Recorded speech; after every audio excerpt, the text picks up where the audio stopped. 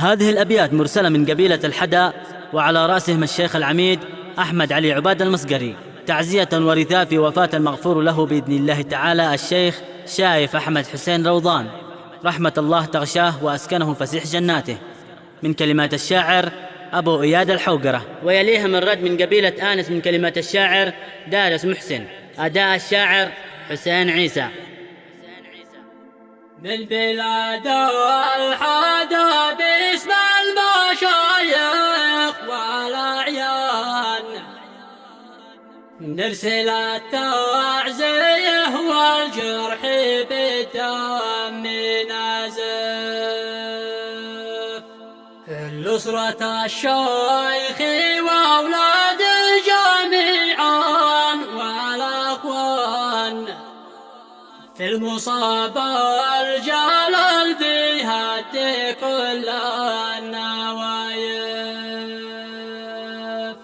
عظم الله أجر الناس جميعا ولروضا في وفاة الفاقد الراحل الشيخ شايف. من بلاد الحدا باسم المشايخ والأعيان يرسل التعزية والجرح بالدم نزف نصرة الشيخ وأولاد جميعا والأخوان في المصاب الجلال بهدي كل النوايب عظم الله أجر الناس جميعا وروضان في وفاة الفاقد الراحل الشيخ شايف عاش شامخ شموخه مثل ما حايد عطان ما تهزه ريح ولا تهده عواصف من حنى أو خضع لو كان في الأمر ما كان عاش عمره وهو دايم مع الحق وقف له مكانه أبد ما نالها قبله إنسان شيخ له كلماته ما حد لقوله يخالف له مواقف تسطرها وسط كل ميدان قول وافعال يثبتها رجال المواقف ربنا يرحم شيخ المكارم والإحسان ربي والهير ذويها الصبر والأجر ضاعف قال الإمامات من خلف أكيد مثل سلمان شيخ تلقاه وقت النايبة والطوارف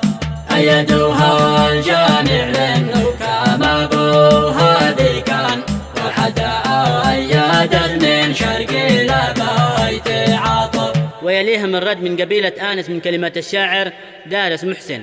باسم آنس كتب دارس لكم ردها الآن رد يوصل صاده لكل صفحة وهاتف ينطلق من بني خالد ومن آل روضان للحدا وأهلها بأمان كل خايف من أراد المدد في كل ساحة وميدان قال هيا حدا وانتو تليكم رفايف يوصل الشيخ أحمد بل جندي والألفان بعد ما أبو إياد يكتب له أبيات كاشف يا أحمد المصقري لك شكري منه وعرفان وانت يا حوقره تسلم يدك والشفايف تعزيتكم أتتنا حبلها دوم شنان رحمة الله تخشى شيخنا الشيخ شايف أحمد حسين روضاني يا حايد عيبان شله الموت ما زلت لي عذران وآسف له مكانه وله قيمه وله عندنا شان لا نسينا الوظايف ما نسينا المواقف حالي دور